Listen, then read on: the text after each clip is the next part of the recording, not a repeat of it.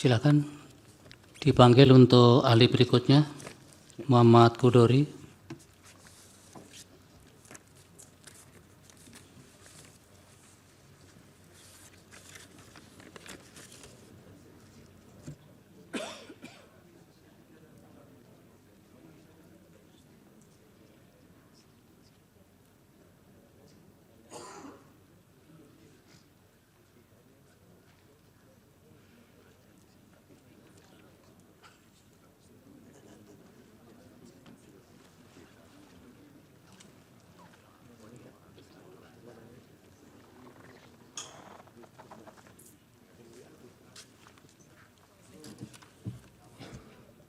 Waktunya 15 menit untuk paparan, selebihnya untuk tanya jawab.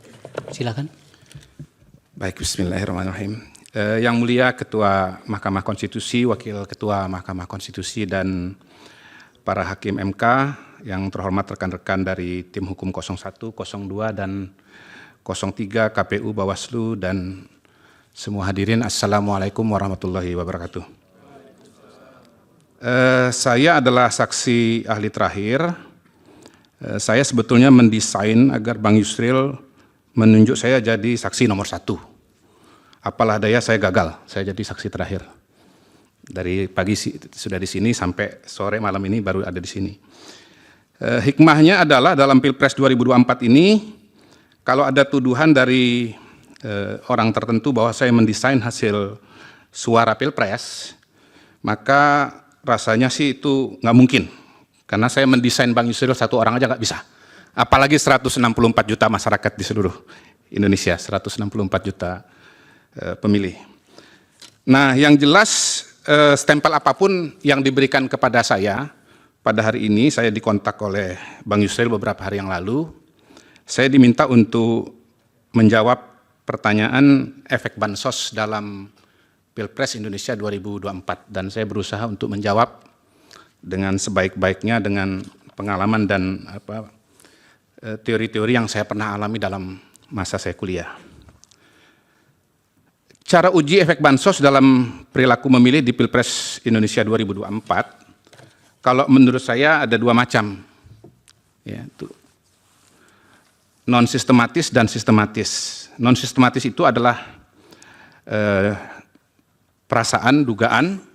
Tadi saya mendengar Bang Hasan mengatakan perasaan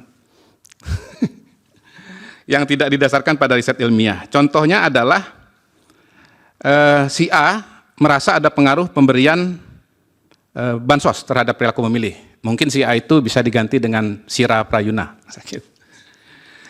Tapi si B mengatakan tidak ada pengaruh, buktinya dari 51 anggota DPR, 30 orang tidak terpilih. Nah, si B itu mungkin namanya Abdul Wahid. Bisa juga ada yang mengatakan bahwa memang ada pengaruhnya dan tidak ada pengaruhnya. Kalau saya pribadi mengatakan nggak ada. Kalau dari pengalaman pribadi ya, dengan cara non-sistematis bukan sistematis. Dari mana saya mengatakan demikian? Karena saya punya seorang teman aktivis LSM, dia mendapatkan jaminan sosial dalam bentuk BPJS Kesehatan, sakit tiroid, dioperasi lehernya 2 kali, tapi dia tidak memilih 02 dan sangat anti pada Pak Jokowi. Nah, ini kalau non sistematis, kembali kepada perasaan masing-masing. Gitu. Kalau kita sakit gigi, jangan dipikir semua orang sakit gigi. Gitu. Yang sakit cuma kita sendiri.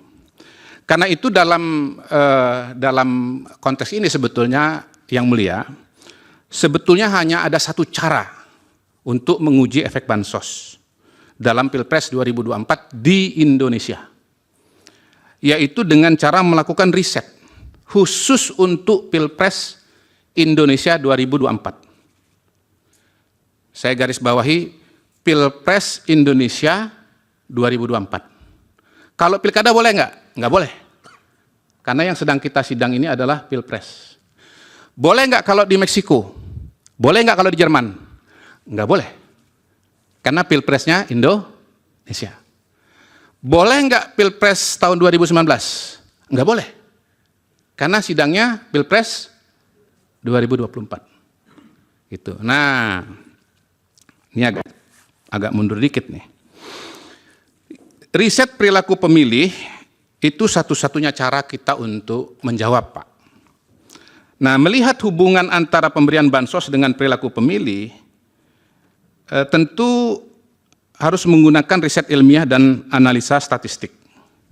Tadi sudah dikutip oleh Hasan Nasbi beberapa bagian, tapi saya mencoba membuat lebih menyeluruh. Jadi, analisis statistik dalam riset-riset sosial dan perilaku pemilih itu secara garis besar 3. Pertama, deskriptif atau cross-tabulation.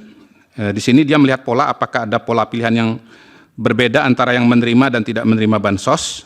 Ya. Dan ini ada risetnya. Jadi dilihat yang beri bansos, yang menerima bansos itu beda nggak pilihannya dengan yang tidak menerima bansos. Tadi juga sudah ditunjukkan, mungkin nanti saya juga tunjukkan. Kemudian korelasi, ya, melihat hubungan antara pemberian bansos dengan pilihan capres.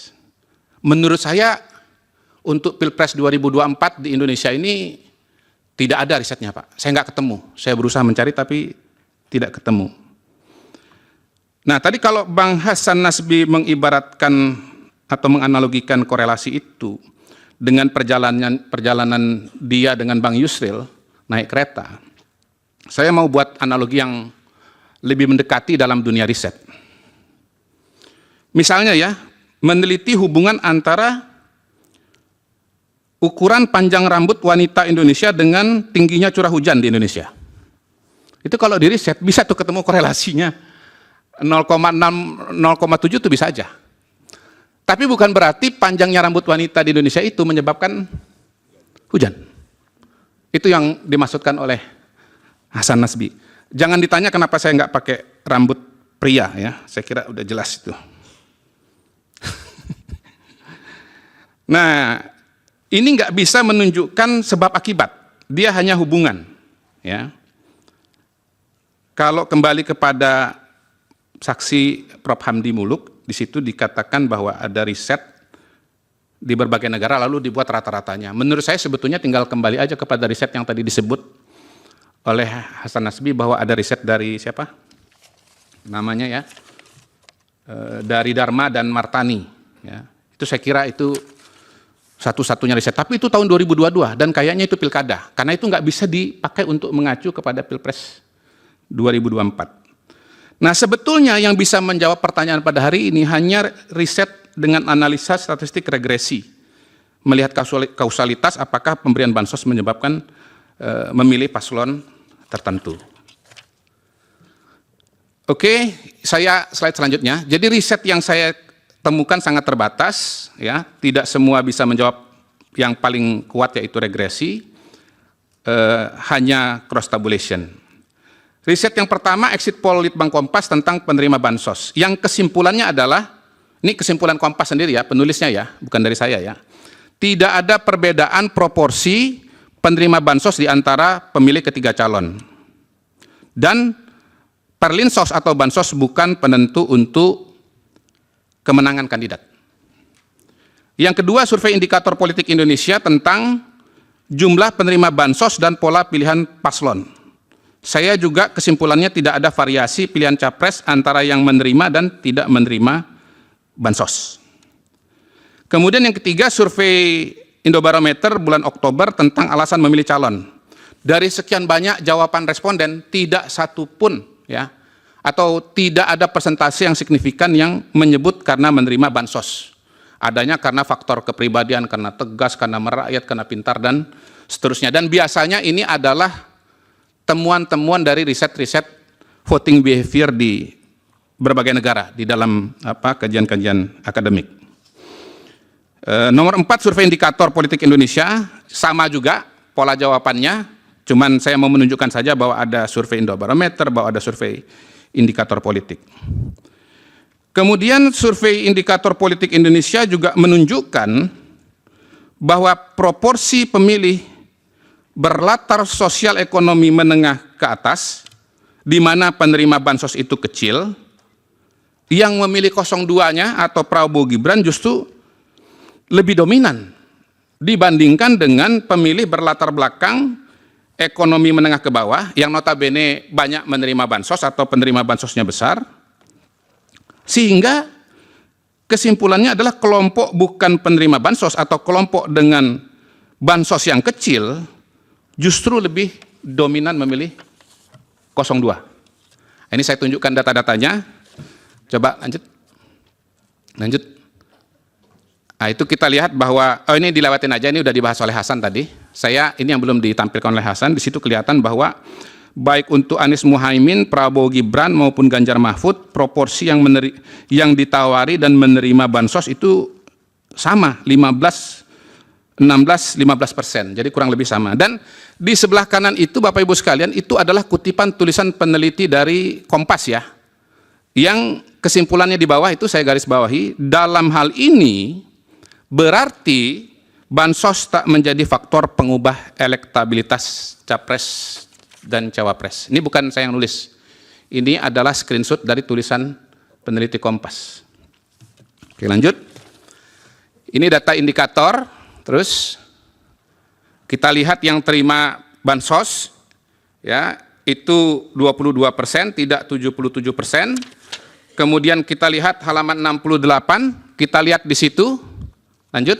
Bukan halaman 9 maksud saya. Terus kita lihat di situ yang menerima bansos untuk Prabowo Gibran, yang memilih Prabowo Gibran 59%, yang tidak menerima bansos yang memilih Prabowo Gibran 58%. Jadi sama aja.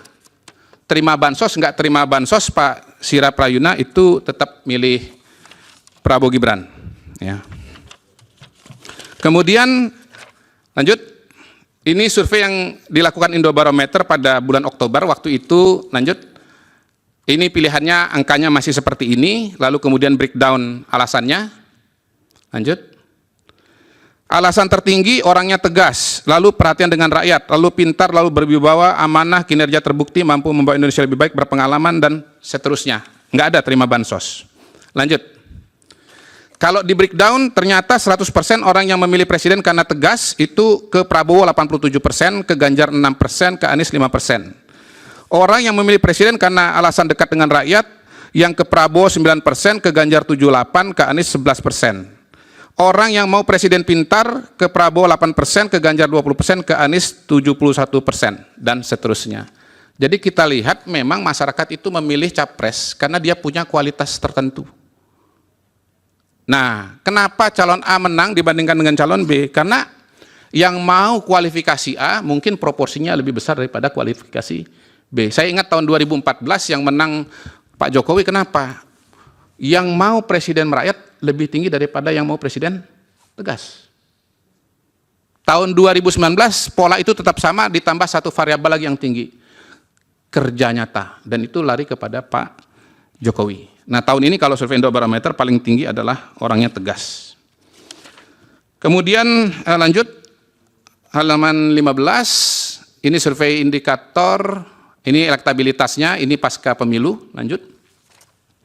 Ini alasan-alasannya kalau versi indikator, ini paling mampu memimpin, suka saja, jujur, ingin perubahan, paling meyakinkan, dan seterusnya. Oke, terus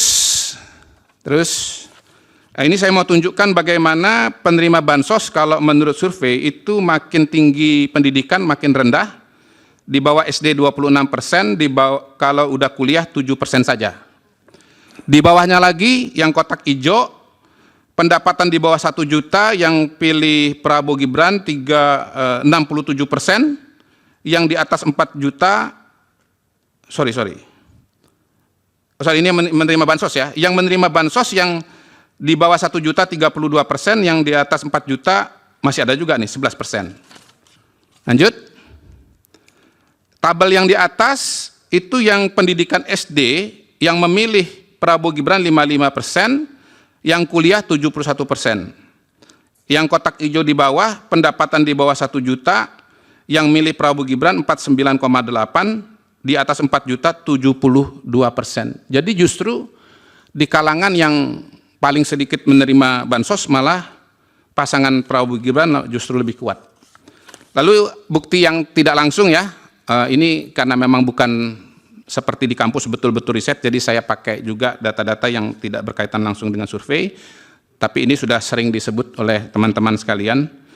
Lanjut, bahwa melihat efek bansos pada pilihan capres lewat hasil pemilu, kita lihat di luar negeri, langsung halaman 23, ya, karena waktunya udah pendek. Di situ ternyata di luar negeri, di mana tidak ada bansos, tidak ada kepala desa, ya, itu malah angka 02 63,7, sehingga saya berseloroh bahwa seharusnya ya kalau di Indonesia nggak ada bansos, ya harusnya kita 63,7% juga, istilahnya gitu kan, istilahnya 02 itu. Kemudian bukan cuma dari angka, tetapi juga dari PPLN, dominan 66 PPLN dari 127, sekitar 51%.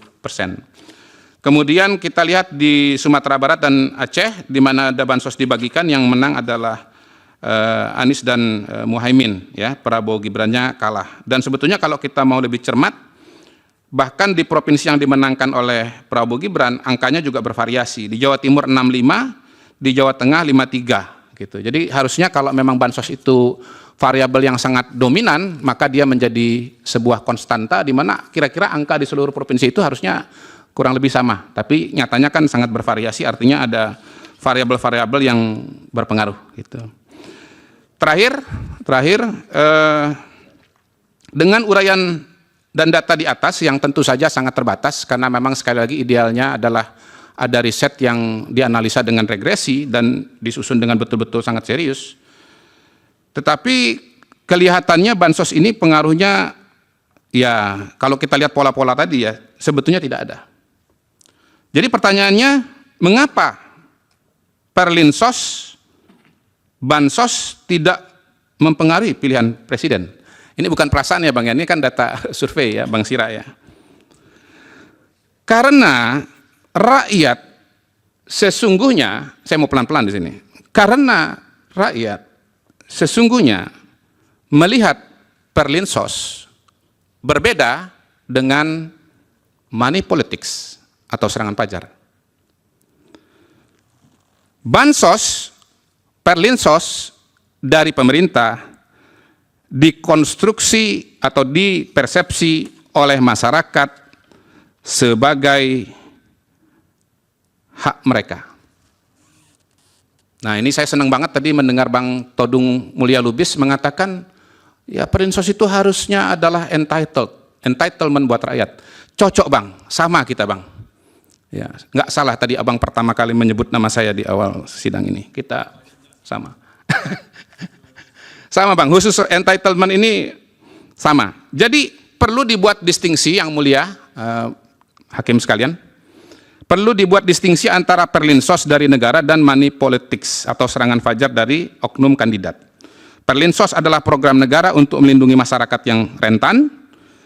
Warga negara merasa entitled, berhak untuk mendapatkan perlinsos, dan karena itu melihatnya sebagai kewajiban negara. Nggak punya utang. Nggak punya utang sama yang memberi. Sementara money politics adalah upaya dari kandidat untuk membeli suara pemilih. Pemilih merasa berhutang atau merasa wajib memilih partai atau kandidat yang memberi. Meskipun pada kenyataannya sebagian pemilih tidak merasa terikat untuk memilih pemberi money politics. Barangkali Bang Sira juga sudah merasakan. Barangkali ya. Jadi tidak ada jaminan. Ya, siap. Tidak ada jaminan bahwa memberikan money politik serangan pajar itu akan memilih kandidat, apalagi kalau itu adalah perlinsos. Terima kasih. Wassalamualaikum warahmatullahi wabarakatuh. Waalaikumsalam. Download Tribun X sekarang. Menghadirkan lokal menjadi Indonesia.